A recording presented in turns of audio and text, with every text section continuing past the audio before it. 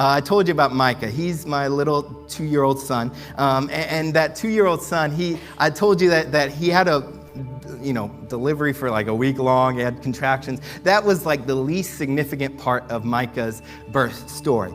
Micah was born in September of 2018. Now, if you have a good memory, you know that Hurricane Irma also came in September of 2018. Some of you might have heard some of this story before, but it was a very stressful moment because I know you guys are all Floridians and you've been through it all and you're like, oh, I wasn't scared. Listen, we were in St. Petersburg, okay, which means that we were about 3 inches off of sea level. And if a hurricane like Irma or Katrina, which is what we were expecting, hit St. Petersburg, then it would be gone, all right? And it made it a little bit more nerve-wracking whenever we were having a baby the same week as Irma was supposed to hit. I should have been that week building a crib for my son, but I was instead trying to scrounge up wood to put over my windows. Right, and that was scary.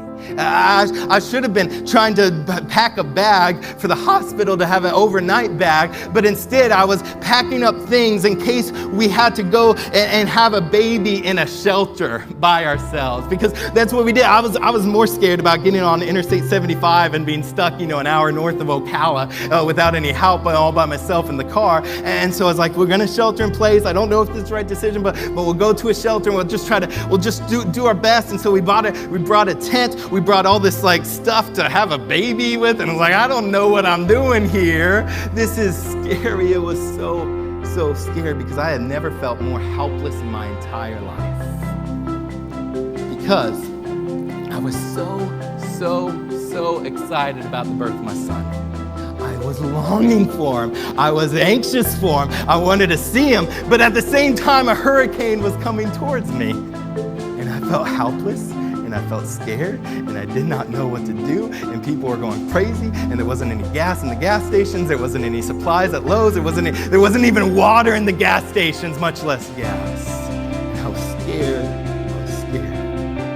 And so we prayed, and I had people all across the nation praying for us, like, just hold that baby in there. Apparently we prayed too good, because then it took a week long for her to actually have that little baby. But I remember that night after we got home from the shelter, we got home later that afternoon, the hurricane passed through, and we got home, and whenever we got there, of course, all the power was out in St. Petersburg, and it was hot, it was sticky. I never felt humidity quite like hurricane humidity post-hurricane, and it was just sticky and hot. We pulled the boards off. We had a little bit of damage on the roof, not too bad. Our neighbors helped us and got things off, and then we finally just collapsed in bed, and I just remember my wife, she was 9 months pregnant, and she was just exhausted. And she started crying. She's like, if I went into labor right now, I don't think I got it in me I just don't have anything left. And we just sat down and we cried and we prayed together. I went into the other room. We didn't have any power, and so I just grabbed my guitar and I was strumming around on my guitar. 2 minutes later, the lights turn on. We were the very first people in all St. Petersburg to get lights back on. And we started singing and praising the Lord. But the point of this story is all of this, is that as we look forward into the future, it kind of looks like a hurricane is coming our way, doesn't it? It looks more uncertain now than any other time in my lifetime, and I'm guessing in any of your lifetime, because as we look forward into the future, it looks like a hurricane is coming in and everybody's going crazy and we don't have any answers. But just like my son still came a week later.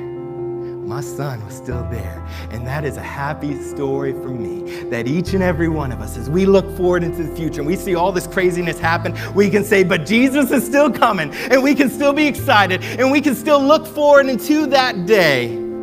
Because even in the midst of the hurricane, the one that we waited for is coming.